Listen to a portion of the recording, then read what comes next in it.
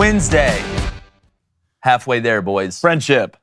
It's the start. It's the start of the weekend to me. I'm Brotherhood. Yeah. Emotional Forgiveness. justice. Words. Yeah.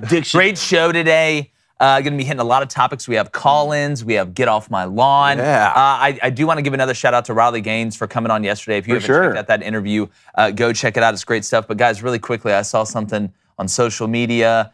At some event, marching band competition, whenever there was a plus-size dance team. What? Yeah. Yeah, it was like 6 Lizzos out there getting down. And it just reminded me of, I believe it was 2010, before at South, before we were Division I and could play Division I teams. We went down to Dothan and played a team called Edward Waters. Okay, that's a real place. They were so bad we called them Edward's Daughters. It was but at halftime, and I'll never forget, this is seared into my memory. At halftime, man. we're going into getting ready to go underneath into the locker room, and all of a sudden over the PA system, you hear this guy go, "And now, ladies and gentlemen, welcome the Edward Waters plus-size dance." That's what they called him? And everybody stopped in their tracks. Like, everybody stopped. They couldn't believe. You turned around, and all of a sudden, and these, look, it wasn't like they were just doing simple steps. I mean, these girls were getting after it, but it totally threw everybody for a loop. Like, it messed up halftime. Did y'all win? Oh, dude, we were up like 35-0 at halftime. I'm just running peanut butter and jelly at them. They were terrible. It's a tough play to stop. Edwards. Peanut butter and jelly? Peanut butter and jelly? Well, you know. Our computer blue. Computer blue? That's the another annexation of Puerto Rico? What are the requirements, though? How does it work? Like, if you went and auditioned for the plus-size dance team, what are they saying to the girls? Well, they're just... Like, hey, you're too skinny. You're just not fat enough. Like, is You're that just not fat enough. is that what Look, they're Sydney, saying? I'm sorry, but obviously you don't care about this team because you're not eating enough calories a day. Okay? So until you get serious, get your pom-poms and get out. Yeah, we're going to put you on the Reese's. Well, nowadays they'd come out and be like, here comes a super skinny dance team. Super healthy. Super healthy, skinny dance team. And they're butterflies flying against the wind. Welcome to it, Wednesday, baby. Prosecutors say former Bills punter Matt Araiza was not present during an alleged gang rape. West Virginia basketball coach Bob Huggins apologizes for using a gay slur on the radio. What's going on? And more than 40 student athletes at Iowa and Iowa State are now under investigation for betting violations. I'm Jake Crain, and welcome to the Wednesday edition of Crain & Company.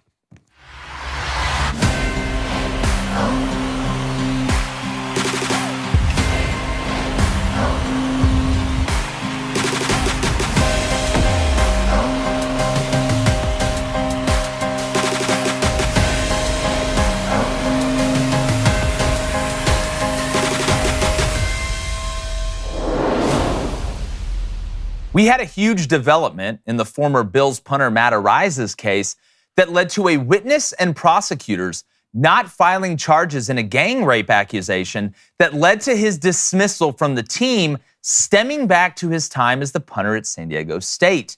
Now, the new development was that Araiza wasn't even there during the alleged incident. Just these accusations alone led to him being released from the Bills and blackballed from the NFL as a whole. Now, when these awful situations arise, we have to remember that these attacks do occur. And while we need to always be empathetic toward the victims, the lack of innocence until proven guilty narrative in this country is startling to say the least. This is an example of people reacting before someone is even criminally charged, and that's just flat out wrong. We can't go around and ruin people for that. Now, we saw something similar in the Duke lacrosse case and the Sean Oakman case, and it's unacceptable.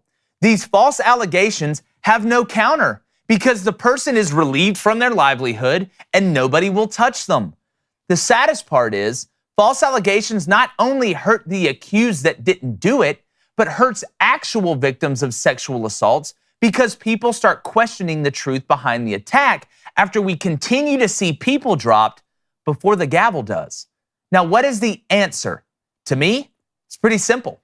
If it is found out that you have falsely accused someone of these type of crimes for a nefarious reason, the accuser should have to spend the same amount of time in prison as the accused. That'll stop it on a dime. You can't just go around making claims that ruin people's lives for any period of time with no repercussions for that action. Now, we all know there are many people that are abused, but using this tactic to try and get back at someone or to achieve financial gain is equally as sick. Now, it's one thing to say, I think this person may have done something, as opposed to saying, I know exactly who did it. We have to be able to separate the two. Plainly put, there are victims on both sides in certain situations in these type cases.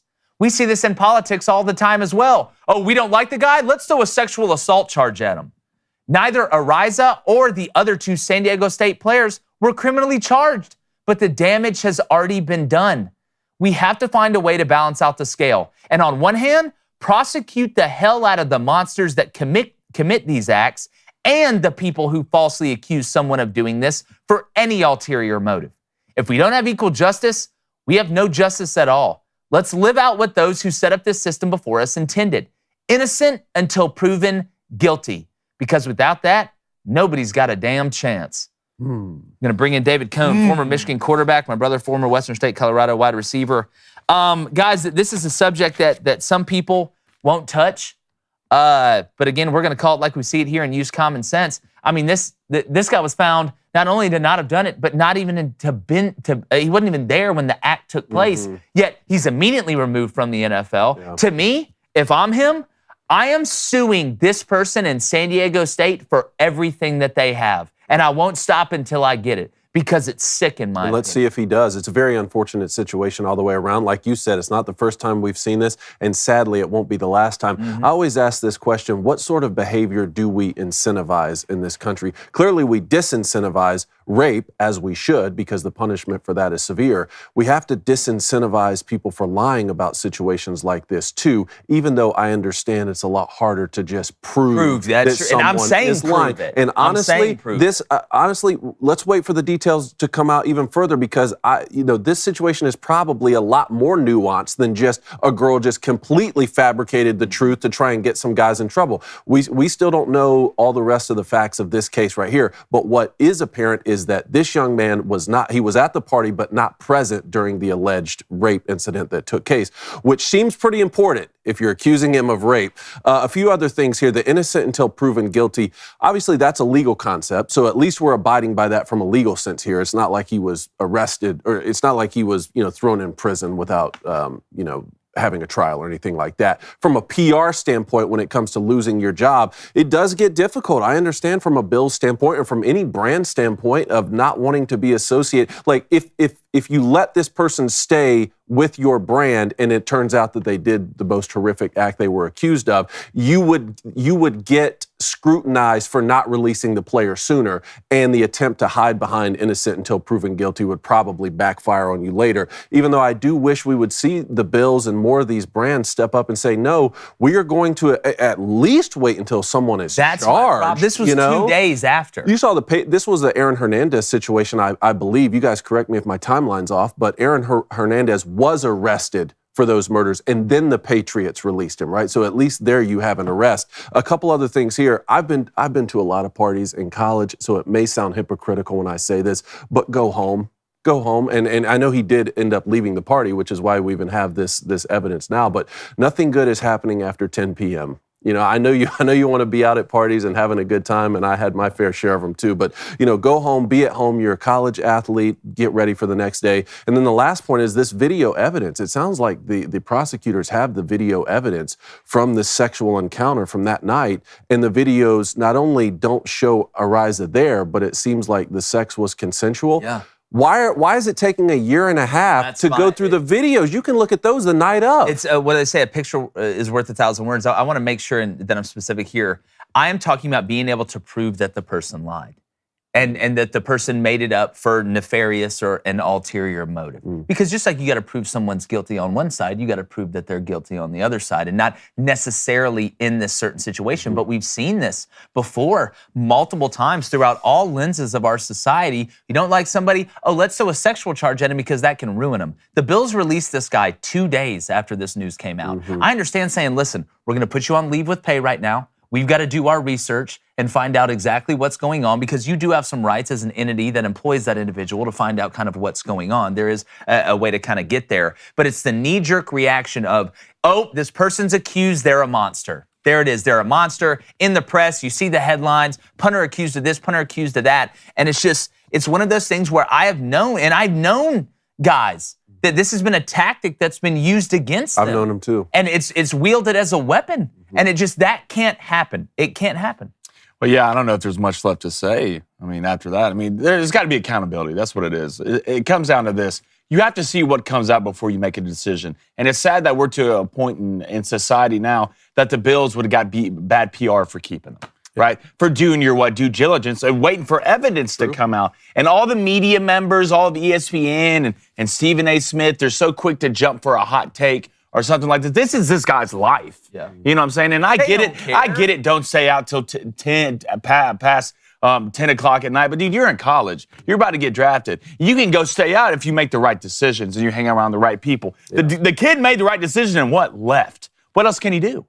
I mean, what else can he do? And if you're the Bills, how about you stand behind your players? Yeah. How about that? As a player, if I'm a Bills player and I'm still on that roster, money talks at the end of the day, and we can say being a teammate, great, but the checks are what matters. For sure. But if I'm a player on that roster, I'm walking on ice because I know no matter what it is, because usually they come after NFL guys. They come after successful guys, women like this. That's what they do. And if you're not going to sit here and wait on the evidence, if you're the Bills, it just feels like I'm walking on eggshells. Yeah. I don't disagree. Yeah, and the worst part, again, is it's not good for people who are actually victims of this, because this does happen. And I'm all for, believing what people claim, but you have to do your due diligence. I mean, you have to sit here on one side, show empathy, but understand that bad things happen the other way around too. And it sounds like the Bills did until the report was released, right? Because they did their own investigation and decided to employ him anyway. And then the news breaks and they cut him, what'd you say, 2 days later? 2 days later. Look, he's going to get another shot, I think. And he's a hell of a punter. Oh, man, he had, an 82, 84-yard punt in college? He's one of the best punters. Punt God was his nickname. He doesn't get another shot. I bet he's done. You would. I bet he's done. Oh, you think he's done? I bet he's done. I think he'll get another shot. Let's hope so. Another part of this that I was thinking about when you were talking is on college campuses a lot, and Heather McDonald points this out beautifully in some of her books, is a lot of times you have these sexual encounters on college campuses that are consensual, and then girls feel guilty about it after the fact and sort of a lot of times talk themselves into was I raped, or was this something I agree with? You add alcohol into the mix for either party, and it's just a bad recipe. It is a bad recipe, and it's just a bad situation all around. So we're going to keep you guys updated on that in the comments. Let us know. Do you think Araiza should be let back in the NFL? It's a sad situation, but one we need to dive into and be able to talk about out in the open. But kind of switching it up, I know the Devils got destroyed the other night, but I tell you what, it's always a win when you have Genucel, who is the official skincare for the New Jersey Devils. That's why they may have lost, but their skin was looking great the whole time on the ice. And they're in the round 2 of the playoffs, as we know. But if you're tired of dealing with puffy eye bags, dry skin, and wrinkles, and want to just look and feel your best every day, I don't wake up like this. Okay, this is Genucel everywhere. Then start taking your skincare routine seriously with Genucel Skincare. And they're offering 70% off their most popular package just in time for Mother's Day. And this is for everybody. All right, it's not just for Mother's Day. You can get it for anybody. Get it for Father's Day, however you get down. But I've tried every single one of them. All right, the dark spot corrector that's formulated with revolutionary ingredients. We tend to do well when we use the word revolutionary. I think we're 1-0 in that situation. And it effectively diminishes the appearance of unsightly dark spots, acne scarring, and any other patches of discolorization. The Ultra Retinol Moisturizer is fantastic. Visibly reduces the appearance of fine lines, wrinkles, and skin discoloration.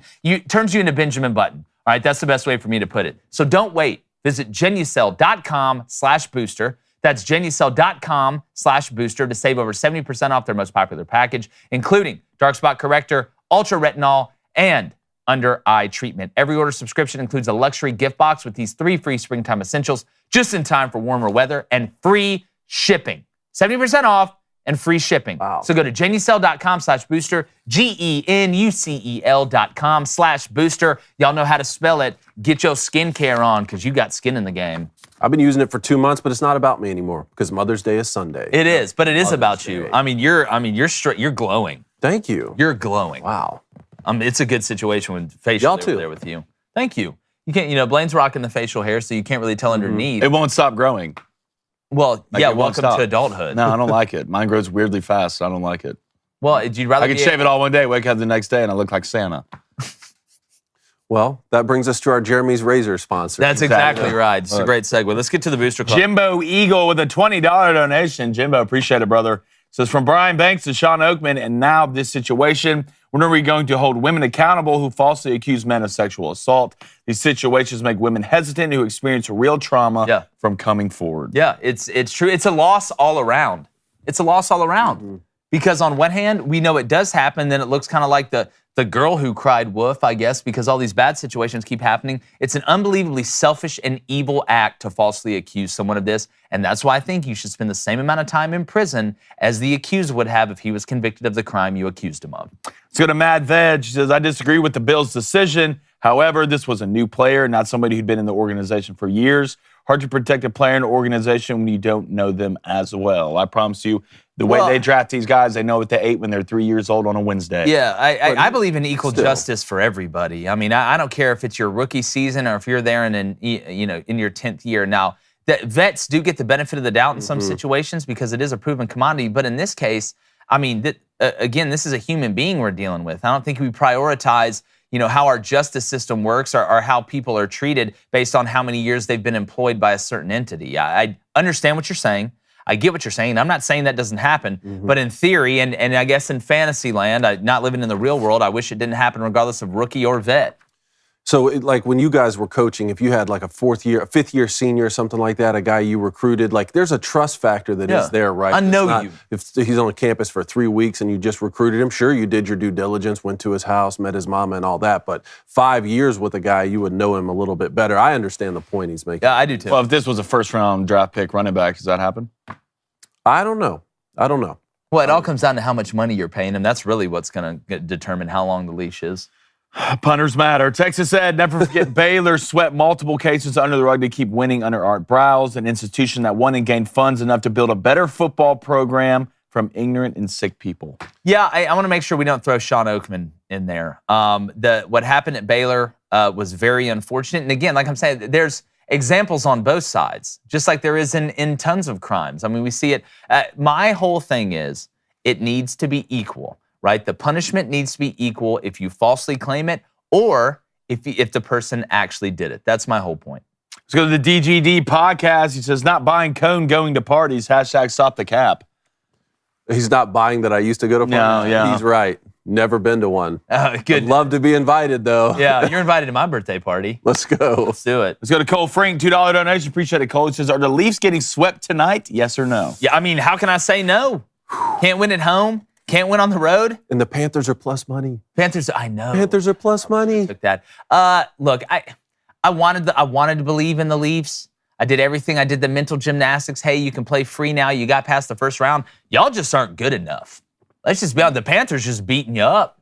And I don't, you can put the fork in them tonight. It's in Florida. So, man, I'm to the point now where, look, if you're the Leafs, I mean, is there an overhaul coming? I mean, you got to switch something up. You got to switch your flow up. You need Austin Matthews and Nylander to go be the stars they are. Yeah, Austin Matthews just disappeared. You got to go be the stars. Like dude's on the back of a milk carton. Let's go to Deacon and Nora. # ask Crain and Co. If Matt Araiza somehow gets back into the league, what team will he play on? It's a good question. Well, who needs a punter? Yeah, who does need a punter? Because I think you could get him for cheap, as sad as that sounds. A guy that just wants to be back in the league. It's amazing, though. You haven't really seen the same vigor of people that were talking about Colin Kaepernick when he was blackballed from the league. Like, this is an actual situation where somebody got blackballed from the league for something that they shouldn't have. Like, this is a conundrum, however you want to put it, that resulted in somebody not being able to get a job because they were falsely accused of something. What if the Bills called him back? What if the Bills called you guys back? I think it'd be a good look. Would you? Yeah, I think it'd be a great He'd look. go back? Yeah, I think he would. There's no animosity that, you didn't stand behind me in this situation. Well, not only that, but now, and again, I hate to think of it this way, but that's the way my mind works, and it has to be when you're looking at business. Now he'd have leverage. Yeah. With the Bills. Now you owe me. Leverage. Now you owe me. Yeah, that's exactly right. I mean, you always go play for the Bengals. Or let Joe Mixon play. Let's go to David Wyman. From a law enforcement perspective, it's hard enough for law enforcement to prove that someone's made false allegations, but hard still to find a prosecutor who will actually prosecute them. And I think that's another problem. And whenever you're talking about, and this had alcohol, there was alcohol involved in this. It's hard to prove things when somebody's inebriated or one of the parties is inebriated. That's why, again, I will always people who commit crimes, you have to be able to prove it. You have to be able to prove it beyond a reasonable doubt, and that goes both ways. Now, finding a prosecutor to prosecute it, that's a big problem to me. That's a big problem because that is the same PR problem. They just don't want the bad PR. Yep. They don't want to look at, oh, well, you prosecuted a girl that falsely claimed whatever. You need to prosecute criminals. That's what you need to do. It doesn't matter, just like defense attorneys. There's horrible people that have committed horrible acts that still have the right to representation. And defense attorneys take up those cases. Prosecutors need to go about it the same way. I agree. I said the same thing to you guys about the Mason Rudolph and Myles Garrett situation. Yeah. When Myles Garrett said Mason Rudolph used a racial slur in that incident where they got in a fight. And if that was the case, Mason Rudolph would have been out of the NFL. Mm-hmm. But Myles Garrett wasn't really punished for making that accusation months later. That didn't sit right with me. No. I lost a lot of respect for Myles because of that. From that situation? For that last situation. Not the fight. I lost more respect for him because of him accusing Mason of that than the actual Than a heated moment? Yeah, okay. Yeah. I can understand I get it. more, but you calculated and thought that out. You tried to use it as a way to get out of it. It's the easiest out. It's the easiest out. It is the easiest out. Let's be honest. Oh, it didn't go my way? You're a racist. Yeah, exactly. Let's go to Bills Mafia. Only reason Bills cut him was because he's a punter. Easy replaceable. If this was an important player, they wouldn't have cut him until evidence came out. I will have no special team slander on Crain. But it's true, though. But it's right. It's a cost-benefit analysis situation. I mean, guys, but I do want to make this point. It. Punters are very, very important. Because think about it. What are the three areas that are the most important in a football game? Turnovers, and this is in my opinion, time of possession, and field position. Yes. Those are the three things. Punters have a ton to do with field position. A ton. You have a legit punter, you buy yourself an extra 2 or 3 stops a game most times. I was going to Cade Barker, #guys, Crain Company. What's up, Cade? Jake, he wants to know what's the phone number. 1-855-236-3228. Boom. There it is, Cade. Science. You're probably not going to remember that. I like science. But yeah, we got call-ins. We just put it on the screen. PJ trying to give you a little cred there. But let's get to 5 humongously big, ginormous 5 questions. humongous questions. First up, West Virginia basketball coach Bob Huggins. Bob Huggins. On the radio now, used a gay slur. He said Catholic and then the F word. That's the gay slur word. On the air twice. Said it twice. Barry? Look, we'll get him on. Yeah. We'll get him on. Yeah, for sure. Yeah. He did apologize afterwards. As of now, he has not been fired by West Virginia. Should he be? I don't like firing people for a slip-up, but Bob Huggins, you've been doing radio interviews for, 3-4 decades?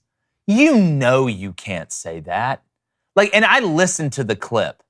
Bob Huggins isn't drunk. He isn't just waking up. There's some things, okay, in today's society, it's a lot different than it was back then. And I've never advocate for using slurs. We all know how people talk, locker room talk and stuff like that, and not saying that it's acceptable, but you can't say that on the radio, man. You shouldn't really say it in general, but it is a slur. It is one of the worst things that you can call somebody of that sexual orientation, especially with the way it's, the frequency that it's used now. It's just, you got to be smarter than that, Huggy. But I'm looking at West Virginia right now, and they haven't been doing great when it comes to postseason in basketball. Is this a way for them to maybe get rid of Bob Huggins with cause? Again, I always hate when guys are either fired or not fired based off their actions. What do you think? No, I don't think he should be fired over one word slip up. I really don't. I feel like everything's so polarized in today. If there was to happen to certain social media, there's always going to be a group of people. People tend to lean toward negativeness. That's just the way people are. And with everything with social media and being so publicized, I think Bob Huggins. How long has Bob's been coaching? Right, 20 plus years. But have we ever had a problem with Bob Huggins? With stuff like this? If it was a serial offense, I could understand firing him. But my question is not, I'm looking at this from a university perspective, right? Jeremy Pruitt gets in trouble at Tennessee. Tennessee's able to self-report, and they're able to find a way to fire him with cause and save money. If West Virginia, people have kind of wanted Bob Huggins out at West Virginia. If the administration and the money people think this is a way that they could get Huggy out with something with cause, so they could save money from a financial standpoint, I wouldn't be shocked if they did it. I'm not saying it's right, but I know how these people operate in these spaces, and when opportunities arise, typically they take advantage of them. Now, if this was a serial offense, if this was the third or fourth time somebody had done something like this, then I think it gets to a point, because where is the line? You know, you understand what I'm saying? Oh, yeah. Like, where is the line, and what is the word? You know, we talked about the A's announcer, you know, slipping up and saying the N-word, you know, after he, you know, had gone to the baseball museum and all this stuff. And I feel like if you're a serial offender, just like in anything you do in your job that is considered bad or a bad look for the company or bad PR, then you should be let go. But one slip up, I don't think you should be fired. I do think it was a heartfelt apology that he put out, but I know how these administrations work, and if there is a will, there is a way when you present them with this opportunity. So he said, I used a completely insensitive and abhorrent phrase, and there's simply no excuse for it.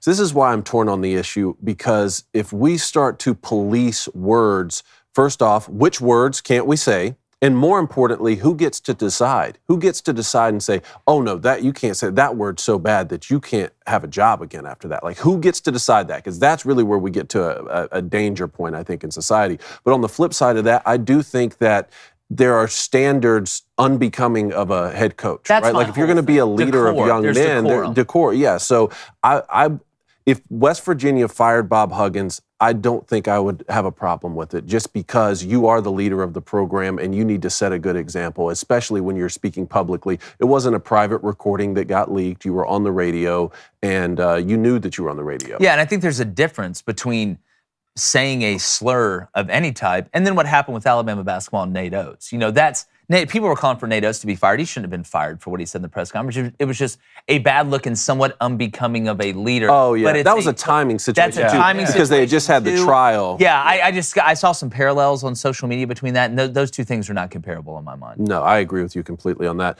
All right, let's go on to the next one here. NBA, Celtics lose Game 5. Nuggets win Game 5. So the Suns, Celtics, and Warriors are all down in their series. Which team is more likely to win their series? I think it's got to be the Celtics, right? It's got to be the Celtics. I don't know if the Warriors have an answer for Anthony Davis when he's on top of his game.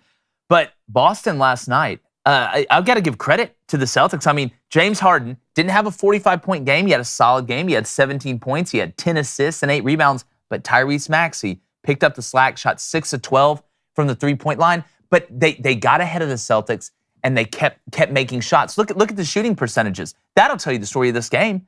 I mean, the 76ers shot almost 51% from the field, 40% from three, 85% from the free throw line. The Celtics couldn't hit water if they fell out of a helicopter in the Atlantic Ocean. They shot 39% from the field, 31% from three, and 73% excuse me, from the free throw line. Al Horford scored 0 points.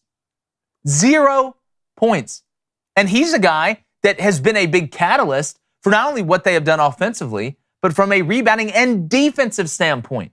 But I was as surprised with this game as I have been, because Boston, you know, almost snatched the last game in Philadelphia after they won the game before. You know, I think Boston is the better team, but Joel Embiid showed up. You could tell he was pissed off by the way the last game ended because he didn't really perform. But I mean, man, you can look at the stat line and it tells you some things. But the Sixers, whenever the Celtics would get somewhat close, would go on a run. And that's what good teams do. When you have a chance to kill them, when your foot's on the throat, you bury their ass. And that's what the 76ers did. And I tell you what, we made the comment yesterday. I think you can make a very good argument that the two best rosters from the top to the bottom left in this NBA playoffs are playing each other right now in this in the Eastern Conference semifinals. That's that. When you look at the Sixers and the Celtics, I think Boston wins this next game. This one's smelling like it may be 7. And it just, I was shocked that the Celtics didn't use that momentum to be able to go in there and really kind of take a step ahead. I was too. So, Blaine, Heat at the Knicks, they're up 3-1. Lakers at the Warriors, they're up 3-1. Do either of those series get closed tonight? I think the Heat beat the Knicks tonight. I think the Heat are a better basketball team. I think the Heat just outworked the Knicks. And, you know, you go back to, a lot of people are talking crap about the bubble, but it looks like the bubble results now are kind of paying, like the Heat made it and the Lakers made it. A lot of people say, well, the only reason the Heat made it because they're playing in a bubble, there's no fans or anything like that. The Heat are a good basketball team. And what do? They play defense and they hustle. But when it comes back to the Sixers-Celtics game, the Sixers just kicked their ass on the boards. That's what they did. Rebounded by 15. I believe. Like Al Horford, like look, Al's an old head, man, and I know you went 0 for 7 from 3, but if we're relying on Al Horford to win us games, we're not gonna win this series. He's going against Joel Embiid.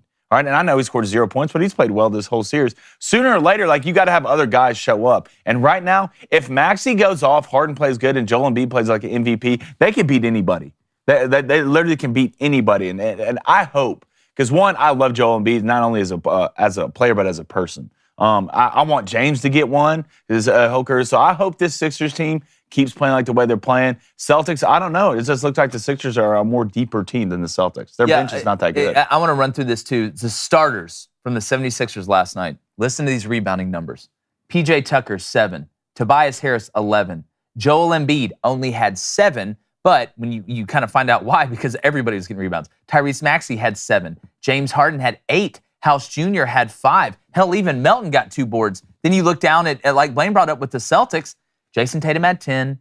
Marcus Smart had 3. Derek White had 5. You know, you had, 6 rebounds off the bench total with that many guys that are playing. It was just it's physicality, right? We talk about this in football all the time. All right, in baseball, you can't really use physicality. That's not something that works. But in basketball and in football, typically the most physically dominant team is going to win. And we've seen it kind of go back and forth and ebb and flow in this series. And when it comes to Warriors-Lakers, I do think the Lakers, with a healthy Anthony Davis and no Russell Westbrook, now it lets everybody else cook a little bit. They're kind of, the identity fits more. I just think they're a better team, bigger team, more physical team. Mm-hmm. The Knicks, Blaine's exactly right. But what would you expect from a team that has, in the Heat, that has 7 undrafted players on their roster? What would you expect if I said, give me some attributes that you'd assume of a team that had 7 undrafted players? Scrap. 1, they'd hustle their ass off. They do. 2, they would play physical even if they're undersized with a chip on their shoulder. They do. They realize the importance of team basketball because there's a lot less egos on the Heat. There's a lot less food to have to pass around. Everybody just wants to eat and win. That's why I think, when you look at Eric Spoelstra and the way and that him and Pat Riley have molded this team, it is a very chip on the shoulder. Nobody believes we're good enough. We're a bunch of no-names outside of Jimmy Buckets. That's fine. It's us against the world. And when you can harness that us against the world energy with professional athletes that just so happen to be good at basketball and maybe some people missed, that's why they weren't drafted, then that's a very powerful force that you can use, and it can bring guys from different backgrounds, different communities, different mindsets, religions, and different races together for one goal, and that looks like what the Heat have right now. They're dangerous. And then when they get in a must-have-a-bucket situation late in the game, they have one superstar. Yeah, Jimmy. Jimmy Bucket's going to take that shot instead of having a team of 3 superstars. And let's make sure we give Bam Adebayo credit that he is. But Bam's he sums up the team. Look at the way Bam plays. For sure. I mean, he's I wouldn't call him a superstar, but he's a star for sure. And you got to remember the Heat are doing this without what? A 20-point scorer every game. And Tyler Hero, who may be back. And a lot of people who don't make sure when you're watching a team like that, there's always that one guy no one really talks about, but he's somewhat the catalyst of the team. Kevin Love for the Heat, first of all, might still be the best passing big in the league. His full court, he could go play quarterback probably right now. Jokic is the best passing big in the league, but Kevin Love's right there with him. I would say Kevin's right there with him, but Kevin just, from just a calmness standpoint, the Heat never look like they're out of their own. They don't panic, right? They never panic in any situation. They're always calm. They know who the leader of the team is in Jimmy Butler, and that's always comfortable as being another player. The guy that you're going to go to and make the final decision. But the Heat, and it just says a lot about Eric Spoelstra and Pat Riley and what they've done and the mindset day in and out of a Heat team. Look, guys, we belong here. The Heat look like they belong. Last point on the Joel Embiid only having 7 rebounds. It's interesting because I was thinking watching that game last night, he's so involved in the high pick and roll that he's not down in the paint a lot of times, and he's really settling for a lot of those mid-range jumpers off that pick and roll, and he's hitting a lot of them. Yeah, and that's why you see the 76ers up right now. He's a great shooter, and he taught himself to shoot off YouTube. Oh, you have 3 elite scorers on that team in Maxey, Harden, and Embiid. And Tobias Harris is a bucket, too, when he gets going. True. You said he taught himself to shoot off YouTube? Yeah. I love that. I love that. It's a new age, boys. Let's stay in the NBA 1 second. Nikola Jokic, we have this video that our director, Trey, sent us. Remember, he I don't want to say he shoved. He gave a little bump to the Suns. Give him the ball. Give him the ball. The other day. So look what Jokic does to make up for that. Hello. My name is Nikola Jokic. I'm going to give you the ball. You're very rich. Let's be friends. I love that. So I'm assigning. That is, look. That I just love goes that. To show you, again, just two classy individuals. It's a situation that kind of came out of nowhere. But this, again, why I think Nikola Jokic is the most likable guy in the NBA. I think he's the most likable guy in the NBA. Yeah. I really do. Him or Embiid. Huh? Yeah, I love it. yeah. Joel's fantastic too. The foreign guys. Yeah, I'm telling you. it's amazing. Like, happy to be here. they're happy to be Giannis. here. They're grateful. Giannis. Golly, man. Like, it's amazing. We We're just the need only ones that to complain. set an example for Americans. Americans, a lot of us are, most of us are spoiled children that don't even recognize it. Last Be a chick. Last one here. The University of Georgia football team says they won't visit the White House to accept the college athlete, championship day. What I wanted to ask is this Kirby's way of really going for this three-peat and really just putting that chip on the shoulder? Look, they didn't go the first two times, right? You guys don't deserve to go to the White House. Yeah, well, no. I wonder. Is that what did they is that go what to the Kirby's White telling House? the team? Did they go to the White House the first two times? Because this could be a I'm not jinxing us situation. No, like what we're going to go to the White House and get worse? Like I don't want. That is true. I don't want us around that. I don't want my guys to see what's going on up there. I don't want them to think that like this is how it is. No, that's a great point. You know what we're going to do? We're going to stay in the weight room. Yeah, that's what we're going to do. We're going to stay in the weight room. We're going to stay in here and watch film. What's Kirby saying to him right now? He's like, guys, y'all are a 7-5 team. No, right he's now. like, guys, he did what I did to our defensive line one time. It's like, guys, I just found this letter. It's from ESPN. It's a hidden email that I just found. It says we suck. They said Carson Beck sucks. So look, everyone get in here. We got lucky. We got lucky. Twice. 2 years in a row. But here, whatever, you got it now. Let's just go to the White House. No, we're going to do? We're going to go to the weight room. Pick that up and get pissed off. The team. We didn't even get invited to the White House for winning the chance. They said you're not even good enough to go up there. Yeah. So I don't want to go to no White House anyway. Oh, Kirby, and with that schedule coming up too, with that schedule, you don't win three in a row. The mental gymnastics that he's gonna have to go through to convince them that it's like, guys, listen, I don't know if they've told you guys, but Georgia Tech's going to be pretty good. They don't have a road game until week 5 when they go to Jordan-Hare. Perfect. Good. I'm not mad about that. Yeah, that'll be great. I want Carson Beck to come in. I mean, it could be another golden season, but speaking about gold, I'm going to William Devane this thing. When currencies fail, gold is a safe haven. How much more time does the dollar have? It's not a great situation right now. All right, you've seen former presidents issue warnings about what's going on right now. Our currency's crashing, and people are saying we'll soon no longer be the world standard, which will be our greatest defeat, frankly, in 200 years. There are 3 reasons the central banks are dumping the U.S. dollar: inflation, deficit spending, and our insurmountable national debt. The fact is, there's only one asset that has withstood famine, wars, and political and economic upheaval dating back to the biblical times, and that's gold.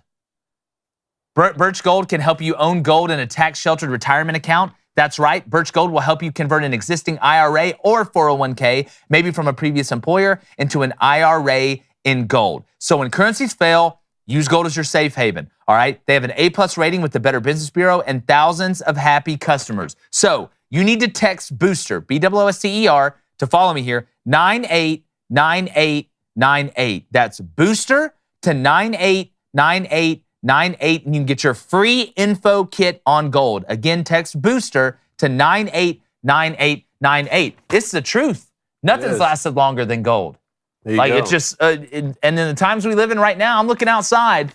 I mean, it's not a great situation for the U.S. dollar. And I'm not Warren Buffett by any stretch of the imagination, but I do know the people at Birch Gold, it is a security blanket, the ultimate insurance. I'm telling you, if you'd be smart to diversify your portfolio a little bit and text 989898, text BOOSTER to that number. I first got to know Birch Gold from listening to Ben Shapiro's show for several years, so we're very excited to have them on board here with our show. And I know most of y'all listening, y'all also listen to Ben Shapiro's show, but do us a favor here. Use that BOOSTER promo code if you're going to hedge with some gold. Help us out a little bit. Use our code, not Ben's. Maybe we'll even come up with a jingle, 98989898. Text that code, BOOSTER to it. So we'll let you finish. That's $1 million song right here. See, these always have to be like, can you think of another rhythm other than the Here we go. How about this? Song? How about this? No, I can, yes, but I know you hate it. Drowned you. And now you remember. Text BOOSTER 989898. Text BOOSTER 989898. Buy gold. Text BOOSTER There you go. 98. Now they'll never forget it, Blaine. That's exactly right. neither People will are I. probably throwing up in their cars right now. You said neither will I. All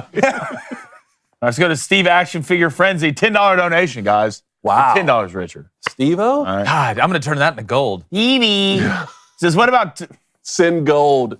I mean, zombie apocalypse happens. What do you want? That's exactly right. You want a can- Bitcoin or you want some gold? No, I Water. want something I that want when water. I hit you with A it, gun. That's I what I can not want. only kill a zombie with gold, but I can save my money with gold while I'm doing it. That's what we call the old win-win. That is You true. hear the sound of a chipmunk, be real still. All right, what about Tom Brenneman? He said What did Steve say? He said it once on a hot mic, it was suspended and taken off air immediately, and it hasn't been back on since. Who? Tommy Brenneman. Oh, yeah. Yeah. It's just the society we live in too, man. Like there's not a lot of forgiveness out there, especially if you look a certain way and you say a certain thing. I mean, we remember what RG3 said live on ESPN. He didn't get fired. Oh, I forgot to make a point when we were talking about the Bob Huggins situation earlier. I know everyone was focused on the Make your point. everyone was focused on the gay slur that he said, which is the worst part of that. What was no it? one said anything about the Catholic portion of it, though. Everyone was fine with that. I can just imagine if he said the word Muslim before that word. Oh. Well, he'd already in be fired. Guantanamo. You know, As we Catholic speak. though. He said He'd be getting Catholic. waterboarded as Oh, we good. speak. All right, let's go to Navy Vet 09. Says Kirby said something about interfering with their schedule. Yeah. If I'm winning, I'm not changing my schedule if you give me $1 million. Yeah, that's what, again, he's not going to come out and be like, nah, screw that. The thing about me is that I don't want to go to the White House. Just take me to Buc-ee's. Yeah, that's exactly. That's all I want. Look, White House. I'll They asked take Kirby. Buc-ee's They over the asked White Kirby House every what day are you free? Well, whatever y'all schedule it, we have something that Yeah, day. it's like, oh man, I got that thing at that place. Yeah, that interferes with. Let me look at my schedule. Oh, I'm booked for the rest of my life. Yeah, it's tough. tough. It's tough. Matt Veg, I hate White House visits by champion. It makes the president feel like a monarch, and that the champ must kiss the ring of the president, bend the knee, instead of the president visiting the champion's place. I don't mind. I think it's just a reward for the players. I mean, I don't think it's not a coronation. I mean, they're not going there like, oh, like with a round. I almost would rather them do that. That would be pretty sick. I mean, we're going to do the... Like when LSU went to the White House, you remember? And they did I the do. song. That I was pretty definitely remember. Yeah, let's go to Walmart. Elon Musk, a.k.a. David Cohn, are the 76ers destined to make it to the finals and lose? Phillies 0-2 in the ship this year. I mean, it's not a great situation for Philadelphia teams having a chance to win the whole thing, but I feel like the 76ers have like been almost there. And I know they haven't been in the finals, all right, in a while and with this core. But looking right now, I'm more interested. Like, I know the East is fascinating with what's going on with the Heat or Knicks going to be in the conference finals, regardless if it's the Sixers or the Celtics. But I'm looking over there at the West, man. Like with the Lakers and the Nuggets. Mm-hmm. Like, I feel like that series. The Lakers look good, man. But again, it's all going to come down to matchups. But I don't want to hold Philly hostage to what the other teams have done because all it takes is one to break through. So I'm going to say, I don't want to make my pick yet on what's going to happen, but I may be leaning Sixers. What about Flyers? Flyers still in it, for Still in what? Like NHL? the universe? In the league. Yeah, they're in the league still. Why are you looking at me like that? Strike two. Philly. Yeah, That's your Philly. Strike two, David. What was strike one? Rub your shins and laugh. What was strike one? Let's go to CB Dog 4. All right. White House needs to celebrate each champion. Combining all these teams into one day is disrespectful, along with the fact that a bunch of dudes are in the NFL now. No, Dudes? Yeah. I What agree does with that that more. I don't know. I just read it. I agree with that more. They just like clumped all the college athletes together. I mean, well, why wouldn't you just have like a dinner then, like where everybody's there, like Yeah, just feed like me. just like a correspondence dinner, but not with any of the correspondents, just with the teams. I think that'd be cooler than just moving everybody through and saying, "Hey, man, yeah, y'all really was good at football this year." What's wrong with that? Huh? What's wrong with that?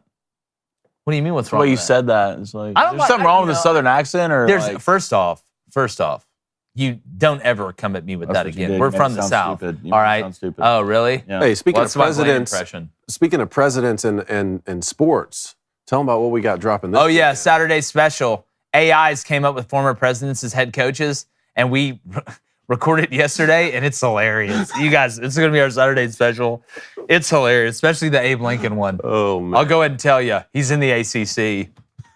Let's go to Texas said, hey, make sure you hit that like and subscribe button, y'all. Just got to 80K, so let's keep it going. Yep. The NBA lost me when more than half of their fast breaks with an open lane to the bucket ended in kick-out threes. Just take the 2 and move on.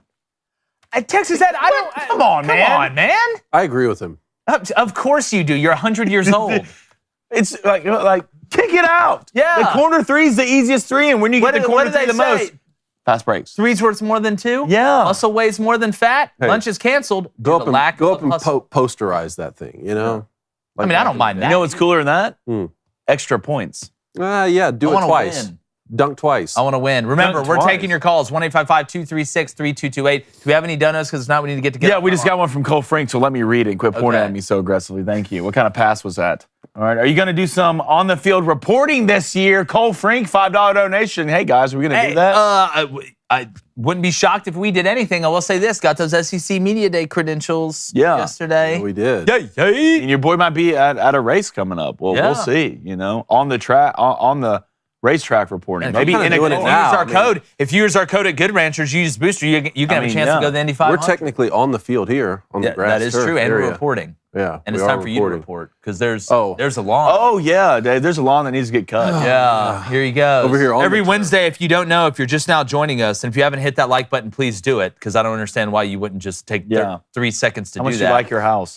Yeah, you don't want Flaming Dragon to all of a sudden burn down your whole neighborhood, and your neighbor's going to be pissed. But every Wednesday, David Cohn comes on here, and we all know he's really a 78-year-old trapped in a 34-year-old's body. So, David, on this glorious Wednesday, who's G'ing off your L for everybody to see? Athlete betting scandals need to get off my lawn. Stop cheating, kid. The University of Alabama recently fired its head baseball coach, Brad Bohannon, after a series of suspicious bets were placed. This comes on the heels of 5 NFL players being suspended for gambling inside team facilities. And this week, we have news of more betting violations at the University of Iowa and Iowa State, where more than 40 student athletes from football, basketball, baseball, men's track and field, and wrestling are under investigation. 3 thoughts here. 1, scandals of this nature were bound to happen, given more than 30 states have legalized betting in the past 5 years, and every sports commissioner is aligning themselves as closely as possible to sports books. 2nd, not all gambling is the same. College athletes shouldn't be punished for playing fantasy football responsibly, just as NFL players shouldn't be penalized for filling out March Madness brackets responsibly. 3rd, and most importantly, with rights come responsibilities. With opportunity comes duty. Wagering is a form of entertainment designed solely for fans, not coaches, players, owners, or administrators. This show is sponsored by DraftKings, and we have a great time betting against each other. And we can do that because we have no team affiliation. I would gladly trade my 2 daily picks to be the starting quarterback for the Tennessee Titans. And look, the way things are going, boys, I can turn around and hand the ball to Derrick Henry with the best of them. You know what I mean? But I would make that trade, just as I would trade the ability to invest in certain companies for being a sitting senator, even though they always seem to get away with that. But since when is competing on the team and playing in the games not thrilling enough? Since when is dedicating every fiber of your being towards the goal of athletic excellence for yourself, your team, your family not thrilling enough? I fear one day in the very near future, the integrity of a professional sport, college sport, or both will be so severely compromised that it not only ruins wagering for fans, but it causes a major setback in the world of sports writ large. We must protect against this at all costs and prove we can gamble responsibly and preserve integrity. As for coaches like Brad Bohannon, who seem fit to undermine that integrity, I'm smashing the under for number of times he steps on my lawn. Well done. Hey, Coney! Well done. I forgot Well we had done, that. sir. And then you look at Iowa. 40 student athletes. Iowa and Iowa State. Yeah. Listen, Look, I I've been in get the it. state of Iowa. I get it. All right, it's beautiful. The people are great. Not a lot to do. I get it. Not a lot to do, and it's freezing cold. Midwest. All right, you you're coached just- at Luther. Look, you're in the Midwest. You're just bored. There's nothing to do. You can only go outside some. Okay, you say that, but I think back to my time as a collegiate athlete. The day was scheduled from 6 a.m. to 11 p.m. Oh, yeah. When are you even having time to look up lines? Well, at what point are schools going to start hiring a betting administrator to make sure players aren't betting?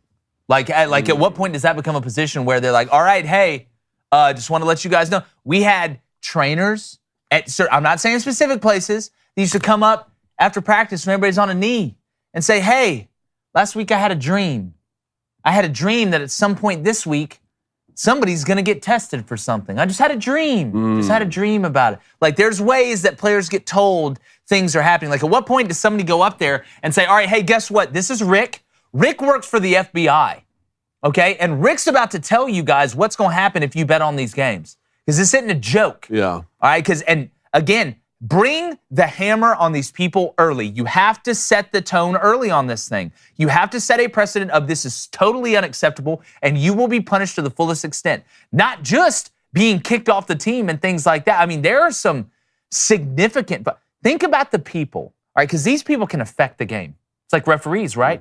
Players, coaches, referees can affect the game the most. Fans can affect the game to a certain extent with noise and things like that. But imagine all the people who are betting their money, okay, on games, not knowing that it's influenced by people in the games. You're screwing everybody else, to be honest with you.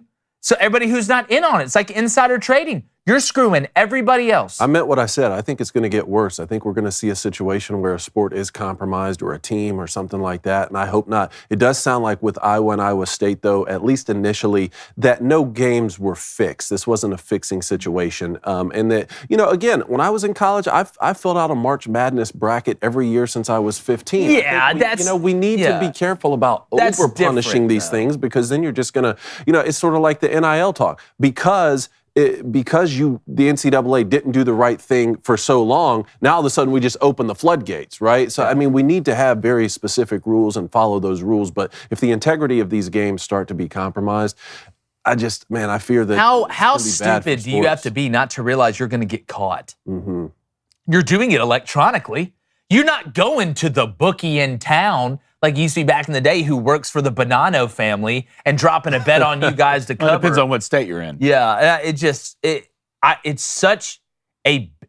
shouldn't happen, but it's also a bad plan. Just a bad plan. All right, remember, we got calls 1-855-236-3228. That was a great get off my lawn, David. Thank it's you, always sir. Fantastic. People love it. Let's go back to the Booster Club real quick before we get to these calls. David, you tell me when we're hot. I got my feet chopped. All right. Here. I was going to head people keeper Blaine. Says from Nebraska, and there's nothing to do, and I love every second of it. That's fine. Yeah, look, everybody don't want to do what I'm just saying, like, as a college student. Yeah, well, everybody don't want to live close to downtown. I don't. Be a bachelor forever. I don't. First of all, how dare you? You said you didn't. How dare you, sir? Look, I moved to the city because this is where I am is relatively close to where I work. All right? I don't want to be a bachelor forever, but excuse me for not settling. All right? I want to find the right one. Settling? I'm not saying you are. I'm saying I'm not going to. You looked at me and said, excuse me for not settling. No, I'm saying myself, right? Wow. Everyone says you're getting close to 30, all right, so you might need to settle. I'm not doing that. You better do your best Shesterkin impress and try and make a great I love save. Reed. You outkicked your coverage, bud. I know. The only time as a special teams coach, I was happy about it. All right, let's go to Heather Mama. Love you, Heather Mama. At Blank Crain, that's me. With the Midwest hate again, shame. Iowa's the Plains. It's not the Midwest. Yeah, man of the people, right? Unless you're a certain person from a certain place. I am the man of the people. You know why? Because I'm going to tell you how I feel about it, no matter where you're from. All right? You can be from Iowa. You can be from Kansas. Those states suck. All right? They do. No, they don't. They do. Yes, they do. No, they don't. Yes, they do. If you're in those states, we got you. That's why we can really take a poll. Let's be honest. No. It's probably top 10 worst places to live. What's your problem with farmers? You're an elitist. Why do you hate I don't have farmers? anything against farmers. Yeah, you're a city boy. You're an elitist. City boy, the city boy. Yeah. Why don't y'all go live there? Made fun of my southern Why don't y'all go live there if you love it so much? Made fun of my southern accent. Yeah, it's going to sit here and hate on that's not what I did. That's not what I did. Yeah. You made southern accents. Think about that. Next time you eat a potato and eat corn, you think about that. I'd love to eat potatoes and corn here. Next time you I've lived there. Have you lived there? No, you haven't. Been there. You haven't lived there? Once. Yeah. Let's go to James Stallings with a $5 donation. Braves win again. Yeah, they do. Surprised? Hell no. Braves are out here keeping it. Yeah, Max Fried hurt again. Not another surprise. Yeah, hit that glorious chop on button.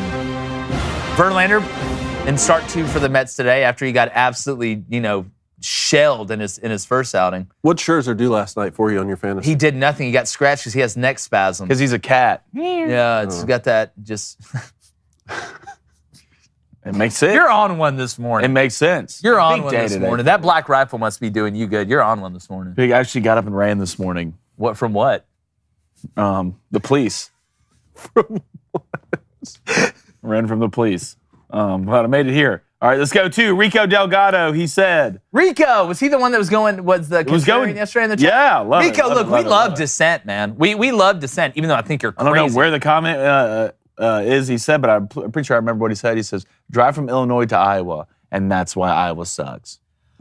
Well, again, but I think it just depends on what type of personality you are, what you want. Like, I would rather live on a farm than live in New York City. Yeah, like, is he driving around Is he driving around downtown Chicago and is like, this is beautiful? Like, sometimes you just need the drive to be boring. Hey, sometimes people want gunshots, Dave. I mean, some people want farms, some people want to be in the combat zone. It's just, Personalities, Dave. Okay. Well. Okay. What about Cole Frank? What do you think about that? $2 donation? Yes, how'd you know that? Cole, look. Get out of my head. Huh? Get out of my head. Just walk, it's rent-free. How dare you, Dylan Mulblaney? I live in Wisconsin. Y'all got a lot of explaining. Dylan Mulblaney. No, I don't. Here, living in Wisconsin, here's a question. Why did y'all fire Mike Budenholzer? There we go. Look, the pictures are there. It happened. Why do we just have that on deck? Because you took it. Why did you guys take it? Like, it just blows my mind. We're so quick with that. We just make sure, what do y'all just get up in the morning and be like, hey, we need to make sure to have this, have this, have this. Let's just make sure to have the sandals picture with playing with a Bud Light and some dude. It'll with never top go on. away. It's here for dude, life. You got caught. You tried to I will hire a Russian hacker to take that down forever. You will? You know Forever. Russian hackers? I know guys, all right? I've been on the dark web. I know what it's like. You do got some Assange in you. Got a little bit. Hey, all right. I don't want the FBI showing up at my house. Calm down. Oh, over there, okay. all right? Let's go to Christian Beard. Hashtag Ask Crain and Co. If the Heat and Lakers make the NBA Finals, would that be the highest seed to ever play for a championship, a 7 versus 8 We seed? need to look that up, but think about that narrative. I think so. The Heat versus the Lakers, LeBron against the Heat, they would love that. Miami versus Los Angeles, girl, stop. Nobody's having a bad time going out to either one of those. Let's go to Reggie with the $5 donation. Appreciate it, Reg. It says, fellas, Yup. you have been given a 3-day pass by your wife or girlfriend. Oh, this isn't good. Now plan the perfect guys trip. Okay. Here's a brand new black card. Go. Like, I can just the perfect guys trip. Okay, what time of year are we talking here? Like, can I plan it for any Set time it of up year? how you want to. All right, here's what I want. I want to be able, in one weekend, in a 3-day weekend, I want to go to the best high school football game in the country. All right, I want to go to the best college football game in the country on Saturday, then the best NFL game of the weekend. Wow. We have a private jet. All right, guess what? Hit up Shapiro. What's up, man? How's it going? You want to come hang out, come to football game? Oh, man, you can't, but we'll find a way to do it. I think you have cold sodas for the boys, definitely not Bud Light. All right, look, do we go to a club as friends? Probably not. We're going to a sports bar. All right, we're married. By that time, Blaine's married. He's got 2 kids, probably twin 3-day boys. pass. Yeah, 3 days. Yeah, three-day pass, but it's not a hall pass. Let's make sure we don't collude the two. I would love to hit that 3-day, or if we're going to do it when it's not football season, I want to go to Wrigley, Fenway, and Yankee Stadium. Like, I want to hit those 3 because I've never been to them. What about hit the links? Augusta National? Oh, Maybe get a round in? there's a lot of right answers in this, Yeah. and Augusta National is definitely one of them. Now, the question is, do you play 3 rounds at Augusta National, or do you go Augusta National, Pebble Beach, and then another one, Quail Hollow or something? Maybe stop at Bethpage Steiner's Black. after, get some barbecue, you know? Man, you got me excited. Now, we're going on, hey, bachelor Hey. party. Yeah, speaking of Bachelor which, party. this weekend, This weekend, that's right. Little golfing, Little hitting the golf, links. little drinking, Little- cold sodas, cold sodas. you know, a little Good time. friendship, A lot of brotherhood, brotherhood, togetherness. togetherness, Kind of like live, laugh, love. the calls right now, full up. Let's get a lot to of it. Let's brotherhood. get Can't wait. I probably should have said Hey, that we want Midwest to make comment sure before we had want to called. try and get to all of these one time because like we always like It's at the full back up. end. It's like that movie. What is it with Jim Carrey and Zoe Deschanel where she goes to every time he goes to see her, she's like, "Oh, what's up, Brent, Josh, Todd, Mark?" That's like at the end of every show. So let's get into Cool. it. I have David. no idea what movie that is, but okay. Yes, man. No, man. TriStar, Yeah. TriStar. Oh. Chattanooga. TriStar, what's going on? Oh, nothing much. Speaking of Iowa, that's actually where I'm at right now. Really? Oh, there you go. Nice. How is it? And I can tell you, there's farms, and more farms. Good. They feed us. That's exactly right. Yeah. But, I was going to talk about, the thing with Kirby Smart going to the White House. Mm-hmm. I see some people giving him flack, but I see more agreement than disagreement. Yeah. But, I mean, for people that don't agree with him, like, that's his choice. If they don't want to go, they don't want to go. Maybe he's too busy out there recruiting. And one thing I'll give Kirby Smart is that he is a savant at finding these nobody people out in the middle of nowhere that you've never heard of, and they end up being NFL players. Yeah. I'll give you a prime example. My guy, Lad McConkey, you know, he's a North Georgia guy. He went to North Murray High School, right across the state line from where I grew up. You know, not too far from where, you know, about 15 minutes from where Jahmyr Gibbs went to high school. Conveniently, a very heavy Tennessee area in North Georgia. Well, what's funny is that he was actually a day away from going to UTC, Tennessee Chattanooga. But then somehow Kirby Smart found him, or Todd Monken did. I don't know, but they found him, and Georgia was his only Power 5 offer. And what's even funnier is that he grew up a Tennessee fan. He grew up going to Tennessee games with his. Oh yeah, he grew up going to Tennessee games with his dad and his grandfather, and I think his dad had season tickets. Wow. Well, you know, this is what I say all the time. The best coaches, they're not sitting there. They trust their evaluation. What we used to do is we'd bring a guy in. Nobody would say he's a 4-star, he's a 5-star. We'd put the tape on. You would be shocked at how many times coaches are like, oh, that guy's a 5-star and he's a 3-star. Or, oh, that guy's probably a 3, maybe a low 4. Oh, he's the number 2 player of the position in the country. I'm not, and there's some great Rusty Manziel, there's guys out there that are great at evaluating players, but most of them aren't. I'm going to go ahead and be honest with you. True. And I'm not going to put my paycheck and the food on my table on a guy that works for Rivals or something like that. I'm going to trust my evaluation. And that's where guys slip up. They start saying, oh no, well, if I don't sign all these 5-stars or all these highly rated players, then nobody's going to think we're recruiting good. You know how you shut that up? You go win games. Because you bring in guys that fit what you do, you bring in guys that understand this, or that fit the system that you're running, and it doesn't matter the stars next to their name, it's just how good is their game. And you can project, you can evaluate, and all these things, and that's what separates great coaches from good coaches. TriStar, I appreciate it, man. I'll see you in the Twitter Spaces. Thanks, buddy. See you soon. No problem. All right, Tyler, North Carolina. What's going on, Tyler? Beautiful state. Hey, guys. What's going on? Ty, what's up, man? What's up, brother? Hey, first of all, my call sign is Brown Guy. Brown guy? Brown guy, okay. right. Like that? Yeah. What can I do for you? I'm white. I'm white, but I'm a UPS driver. So WHIT. Yeah. E. First of all, I got a problem with everybody calling a certain member of the show Flaming Dragon on Fridays. Okay. Hot take. I don't respect your identity as a dragon. Okay. You're a human being.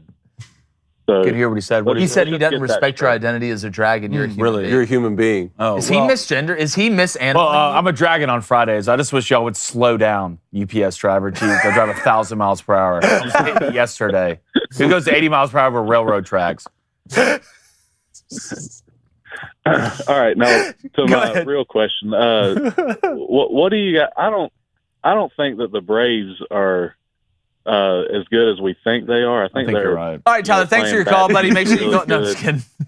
Why is that, Tyler? Why do you think? I watch every single game, but I don't have faith in the pitching. The bullpen doesn't seem as strong as it has been. Offensively we're pretty good, but the pitching really has me worried. Yeah, I think, Tyler, you got to look at the schedule. Is this right now the best Braves team that they've had in the last 3 or 4 years? I still think it's too early to say. I worry more about the injuries, man, with the pitching staff. That's what worries me. The Braves bullpen, it has been really good in moments, and it's been really bad. There seems to not be a lot of steady continuity in the Braves bullpen. You remember when, Alex Jackson, or maybe I got his first name wrong, used to come in, and I would get physically sick, like when they'd bring him in to come in and close. But we had the great run with Kimbrel, who we ended up moving on from. Not that they don't have good pieces in the pen. I'm wondering, Tyler, if Soroka ends up going to the pen because of his injury situation. That's what I'm interested to see. But I do think this team offensively, Michael Harris really hadn't got it going yet. Austin Riley's been good. Albies has been good. We know what Acuna is. I'm feeling better and better about this Matt Olson trade every day.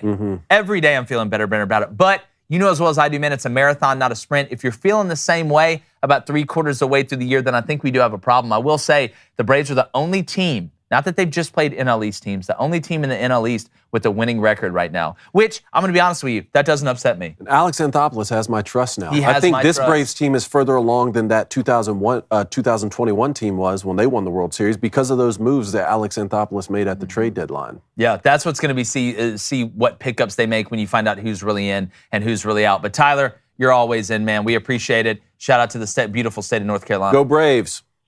All right, Kirk up in Canada. Okay, Kirk. Kirk, what's going on? Are you a Braves fan? Hey, no, Kirk, you all right? You a Leafs fan, right? You all right? Oh, it's certain. It's bad. We're down 3-0, boys. Look, and I know I've been hard on Canada here lately, but I want to know, not you, Kirk, not you. I will say this, like, what's going on with Austin Matthews, man? Here's the answer to the question. I believe the answer is Paul Maurice. Paul Maurice is the coach of the Florida Panthers. And lo and behold, he used to coach the Toronto Maple Leafs. So he knows how to coach the Leafs. He's got the special sauce. He knows all their secrets. Oh, yeah. He shut them down. Not a single goal for the whole top line there. Unbelievable.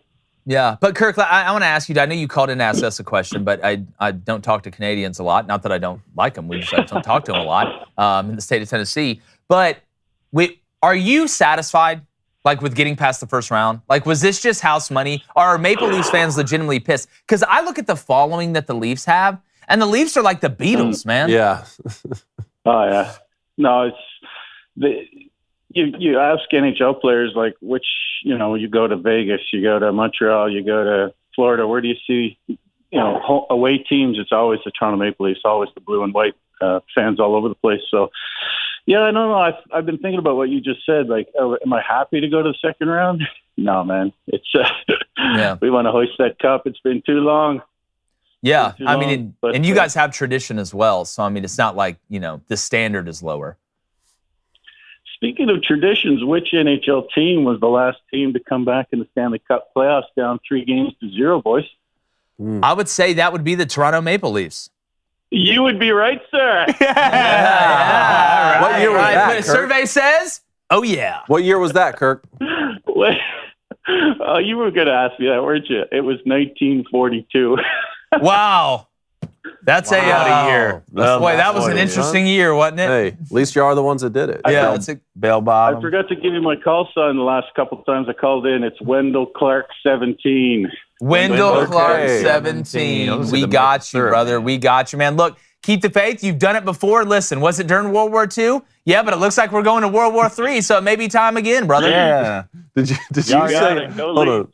Did you say bell bottoms for 1942? Yeah. Hey, we appreciate you, Kirk. Thanks. I love the Kirk, thank you, man. All right, we'll see, man. We'll see. Oh, yeah, I thought he was going to go Captain Kirk for He's sure. he's Maybe making me want to root for them. I know, man. Maybe they'll get one on the road. Let's see. No, I'm a Preds fan. I'm a Preds fan. All right, from Canada. Please do it. These colors don't run. From Canada to Alaska, boys. Derek in Alaska. What's going on, man? Hey, guys, I just wanted to call in and say thank you for restoring my faith and love for sports. Man. Boom. Love it. Well, man, we appreciate that. Yeah, I lost a couple years ago, everything going woke and everything like that made me want to stop watching, but caught your guys' show and really been back into it again. And wanted to thank you for everything you guys do with Riley Gaines. I got 3 girls myself. The oldest one actually turned 5 today. I was hoping you could give her a birthday shout out for leveling up. Yeah. Yeah, what's her name? Lucy Joe. Lucy Joe? Lucy Joe? Yes. Hey, Lucy Joe, happy birthday. Happy level up Congrats day. on Come on, leveling up. Lucy, 5? Listen to your parents. Yes. They know what's best for Yes. you. But congratulations, beautiful. It's kindergarten time. Yeah. 5 years old. Nap time. Live it up. Live it up. There's nothing that hurt me worse until I figured out nap time wasn't like the entire school time. We know in Mexico for like an hour, they're all like, hey, y'all just go take a nap. Maybe that's why it sucks. I didn't do that at school.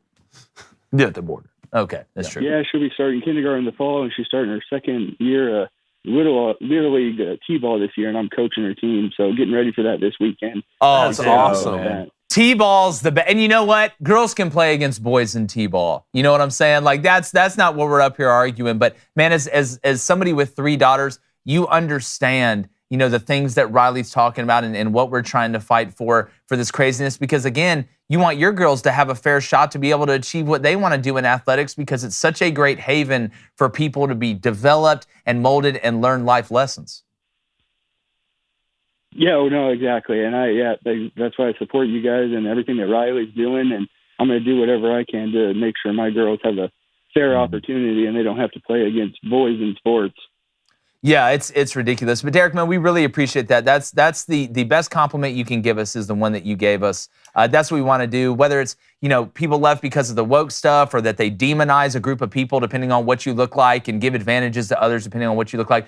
We want to use common sense and talk about sports, man. That's what we were talking about yesterday. There's sometimes where it intersects with men and women's sports and NIL and is the NFL racist and all this bull crap that the media shoves down your throat. And then you look at the numbers and you're like, wait, what?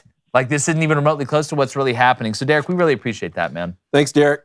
All right. Pete the Geek in Florida. Pete the Geek. I wonder what time it was in Alaska. I don't know. Night. I don't know. It's always night. It's always night. Pete, what's going on? Hey, guys, it's Pete the Greek.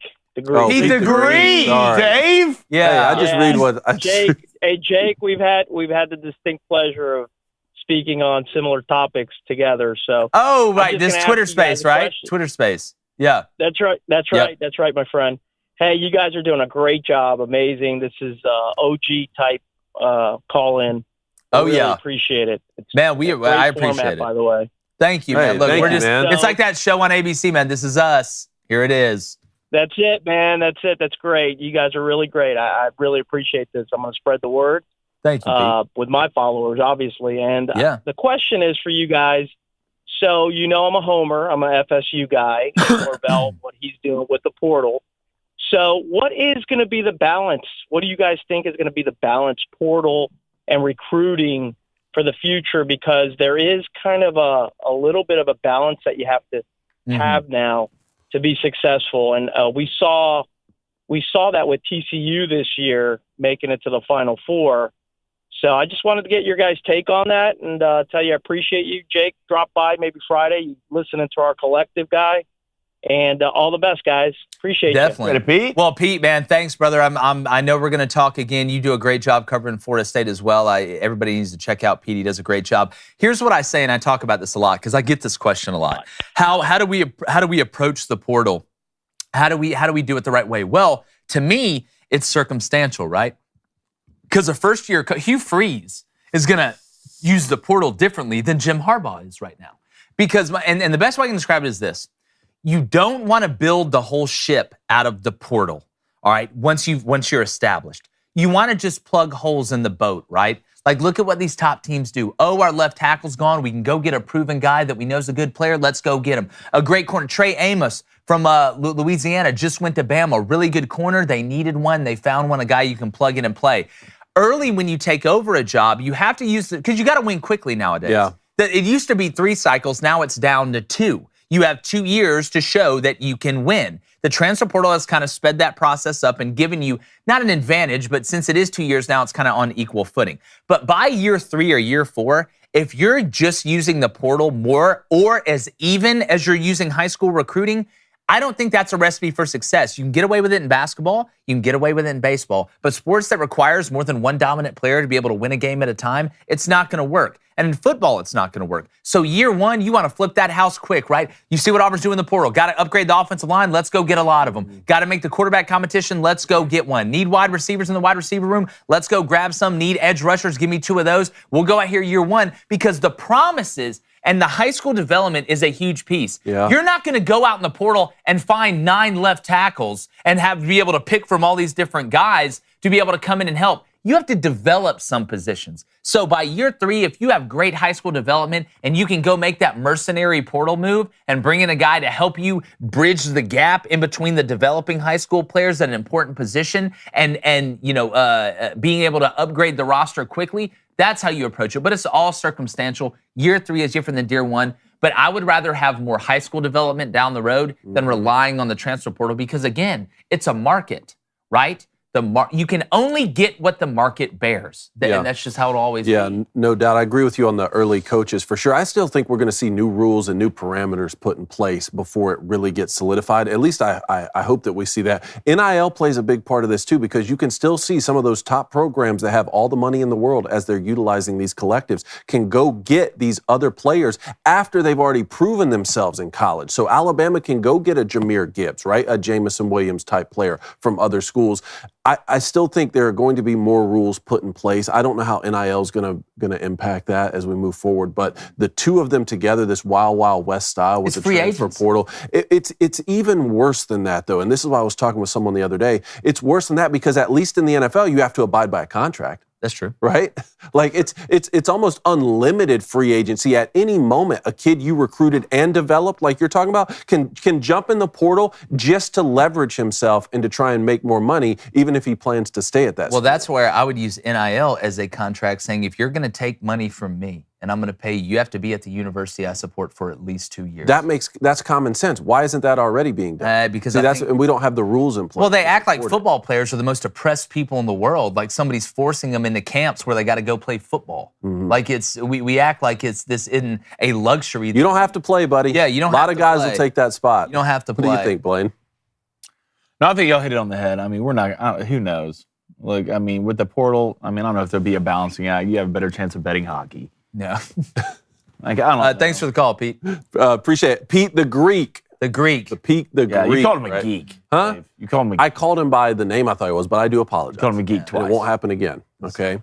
All right, last call here. Steve from Ohio. What's going on, Steve? Here we go. Stevie, hit us with it. All right, who's ready to name that player? Let's do it. Do it, man. All right, I'm going to rapid fire the first 5 clues before you guess. If you can't get it after the first 5 clues, then I'll do the next 3 one by one. Okay. Getting your answer from the chat is considered being stumped. Okay. You hear that? Whatever, You Steve. hear that? Okay. Category is MLB All-Star third baseman. Okay. Okay, clue number 1. This player was selected by the Cincinnati Reds in the second round of the 1983 draft. Okay. He was the 30th overall selection. Number 2, he has played for the Cincinnati Reds, Baltimore Orioles, Chicago White Sox, and St. Louis Cardinals. Number 3, he was the 1988 National League Rookie of the Year. Number 4, Whitey Herzog was eviscerated by the crowd during the 1988 All-Star Game when this player was only used as a late-inning pinch hitter while the game was being played in Cincinnati. Okay. And number 5, in the 1990 World Series, he hit 2 home runs in Game 3, helping the Reds beat the Oakland A's by a score of 8-3. Okay. Do we have a guess? All right. Sabo. Is that right? That's what I think was so, thinking. but the Orioles thing throws me off because when did Ripken get to play third for the? How long Not- has Ripken playing third for the Orioles? I'm pretty sure it's Sabo. Chris was Chris Sabo not that? I'm pretty sure For some- it's Sabo, bro. For some reason, my mind wanted to say Brooks Robinson, but that's not right. I'm pretty sure it's Sabo, bro. The 80, what do you say? 88. Yeah. You said 88 Rookie of the Year? It's Drafted in 83? MVP, right? Was it Rookie of the Year or MVP? NL. Rookie of the Year. Rookie of the Year. It's Sabo, bro. It's got to be Sabo. Sabo? It's got Let's to go be. with that. Sabo. Chris Sabo. Okay, yes, it is Chris Sabo. There we go. Let's All right, let's get back on Shun a the streak here. non-believers. Let's get back on an MLB streak. That's exactly right. Love it. Okay, but let me give you my number 6 clue because it's going to help you with one of the things you had a problem with. Okay. All right. All right. Number 6 would have been he signed with the Baltimore Orioles for the 1994 season and had to learn to play the outfield since there was an Iron Man Hall of Famer. That's right. That's you what go. was about There to get you me. I was like, go. who would have I been tell- playing third? That's Steve. I tell you what, man, that was a great one. Great that, one, that was a Stevie. good one. That was that's like the edge of the era where I can like I know. feel right decent at the about it. But edge. Steve, it's always great, man. Appreciate the calls. I'm heading over to the board of friendship, life, love, loss, and that one thing you'll never tell your parents about. until you're on your deathbed. Well, hopefully they're not there. But anyways, I do want to say, guys, the booster bets been going fantastic. The booster club, okay, over what? It's like 500 bets right now. They're up like plus 14. I think they're down 13 units total. But like the past 2 weeks, Cody in the chat can tell you, they're up like 14. Well, they're not trailing me. Like we got a savant festival going on. I think we're finding our goodwill hunting. Like I'm just gonna start putting math equations around. You know, when paid $100,000 for the education you got for $1.50 at the local library. That's exactly right. You know, one day you're gonna wake up and realize that you're unoriginal. So, yesterday, Celtics. I don't get it, guys. I don't get it. But you know what? It's basketball. And then the Kraken. Well, they didn't get released. They got caged and beaten. So that wasn't good. But tonight, going college baseball, it's been good to me. Been good to the kid. Give me Coastal Carolina hosting Clemson. Wow. At home. The Coastal boys, the Chanticleers, absolutely just dropping tanks. Pump up the replay. Yeah. Give me Coastal. That's the money line, minus 105. And then I'm on the Nerfy train. Look, I'm looking out. Everybody's on the Nerfy having train? a great time. I'm like Tom Hanks in the Nerfy train. I haven't been Polar this Express, excited. baby. I don't know if anybody's been as excited to get on a train since that kid from the Polar Bear Express. So give me the Cards and Cubs Nerfy. I could have said it. That's at a dirty minus 130. So you're hopping on the Nerfy train, huh? I am. Someone has some thoughts about that. Hold on. Hit it. Jake, no, you're not winning this one. Yes,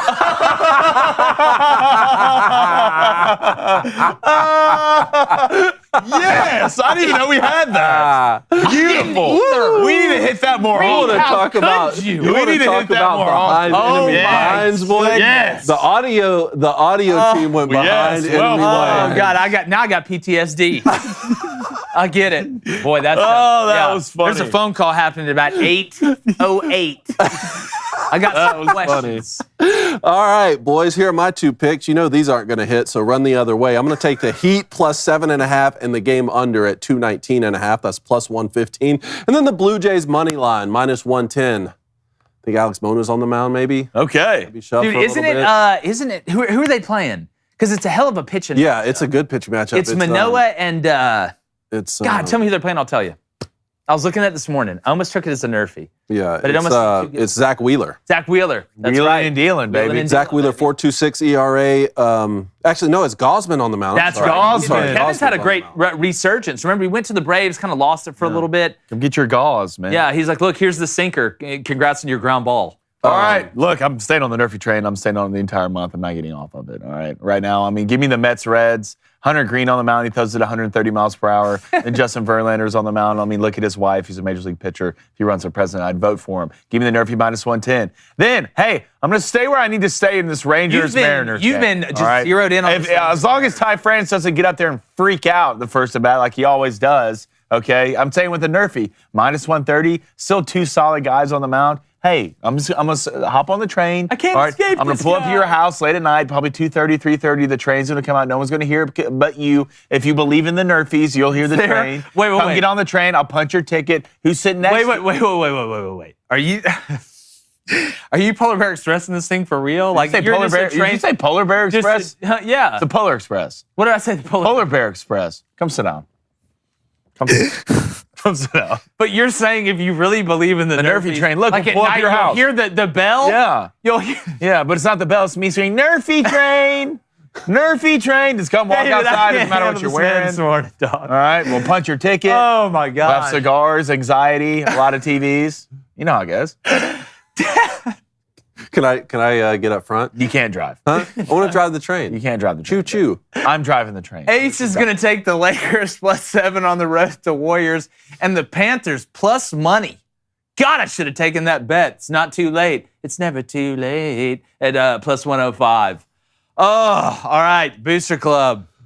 Hold on, I'm calling someone annoying. All right, here we go. Good for you. Donations. Cold Freak, how much, Jake? $2. You're damn right it is. $2 donation. Daily reminder, LeBron is mid and MJ is the GOAT. I would say LeBron is mid, but MJ is the GOAT. God, Cole, that's fine. You know what? You've donated enough, Cole, where you're like Stephen. I'm not remember mad. When Stephen Moore donated $500? He can never be wrong. He's always right. I can never be wrong. Yeah, he can never be wrong. You donate $500, you'll never be wrong. We can be bought. Yo, that's for sure. Yeah. Let's go to Bry. Squid Pro Quo, Mr. Powers. Let's go to Bry Ganter. All right, with a $5 donation. Right, bro? Flaming Dragon Friday is mid. Okay, and Bring Me Your Playbook would be better. Look, I'm all for violence, but I think that's the first mediocre donation we've ever gotten. Wow. Yeah. I don't want you to wake up and there be dragon fire just You see, like, what does that smell? Is that going to make it on like its? something's burning. Is that going to make it on its mid? Huh? Is that going to make it on its mid right there? Maybe. We had to push its mid because of Rally Games, but best believe it's happening. Probably tomorrow. Tomorrow, you think so? Yeah, tomorrow. Oh, no. We got a lot of things going tomorrow. Zach says Blaney's that annoying kid from Polar Express. Well, Zach, your kitchen's on fire, so how about that? Matty Ice 1994 says, Blaine, pay attention. I'm sending y'all some wedding invites. Ooh. Okay. Go ahead and Nighthawk? Let's do karate in the garage. Okay, I got to find this one first. Texas Ed, trivia question. Who was the last punter to win a bowl game MVP? Ray Guy? That's a good guess. Ray Guy?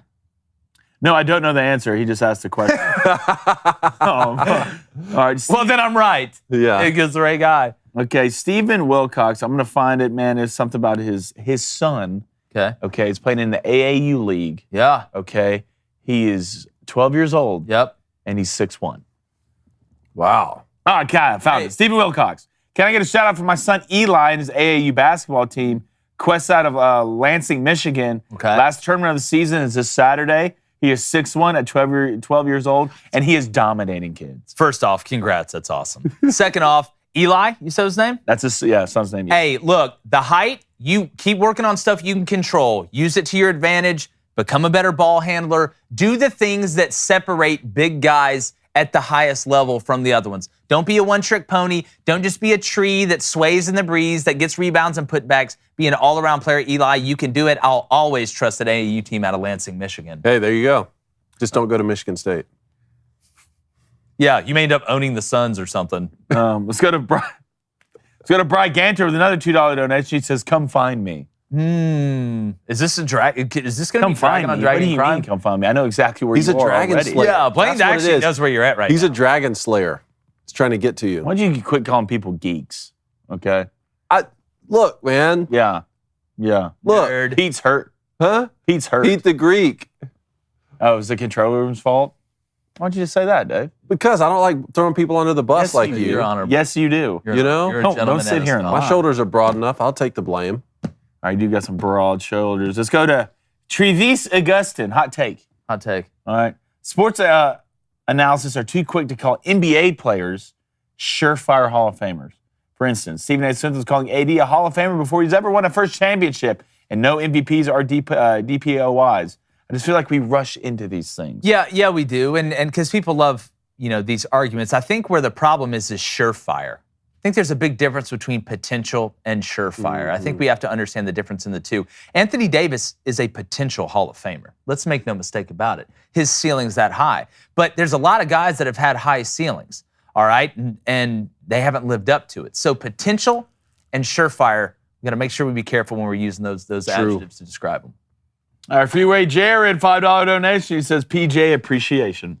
No, You need a PJ. Well, every day is a PJ appreciation. it is. We just shower her with compliments. Texas Ed said it was Michael Dixon from the Texas Bowl in 2017. Yeah. 10 out of 11 down inside the 20-yard line. That's insane. 10 out of 11? You are punting a lot, first off. Yeah, but if you're going to punt 11 times, be nice to down at least 10 of them in the red zone. All right, poll. All right, poll. Up. Will Matt Araiza play in the NFL again? Yes. Let's believe. No. Yes. Yes. You gotta go believe. first, David. You got to believe 59%. Got 60%. Wow. Will Matt Araiza play in the NFL again? Drum roll, please. Come on. Yes. 56. Come on. No, 44%. Well done, guys. Yeah, I'll tell you what, y'all really had a we've been pulse on the circling poll it. lately. Yeah, Let's go. We. Hey, who's there? Booster Club. That's exactly right. Close Got my it. eyes. I see you. Darkness retreat. All right, we appreciate you guys. Any more donuts we need to get to? That's all the donos. Great job today, chat. Hey, appreciate it, guys. Make sure you catch us live tomorrow as well. Got a great Saturday special. Like we mentioned, we have a very special guest who's actually going to be able to make it now this week. He wasn't able to make it earlier. Let's just say he goes by prime time.